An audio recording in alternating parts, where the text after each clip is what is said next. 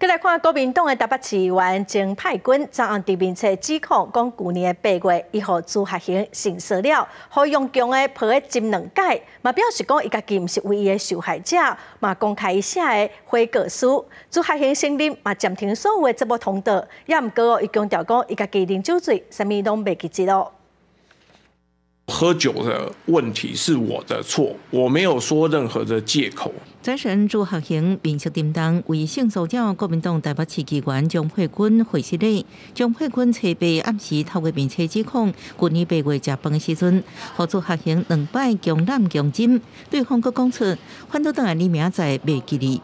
张佩君表示，家己毋是唯一的受害者，不满朱学恒即摆也佫大讲性骚扰的议题，公开伊写的切结书。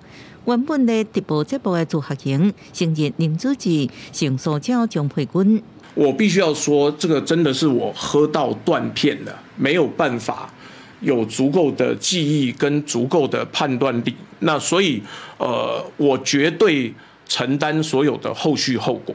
那么要保护当事人。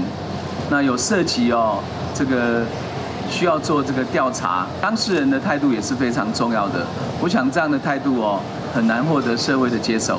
性骚扰议题国家政坛，媒体人李正浩决定退选新北中和立委，换出彻底解决民进党性平正义的空间。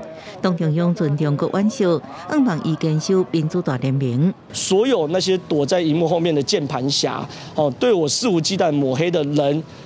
我会一一提告。另外，后台判欠时代力量前议员参选人刘书杰，逼出假借性骚扰戏份，被指控强奸卡女性的下体。刘书杰关面册人道消息，时代力量紧急开记者会，秉持性骚扰零容忍，将扩大调查，相当会开除党籍。那我们也是非常呼吁他，不要再就是说现在这种关闭脸书的状况，尽速出来。 把这件事情讲清楚。时代力量表示，决策委员会决议将刘书杰送到纪律委员会调查。入党了后，有关性平的事件也列入调查的范围。记者综合报道。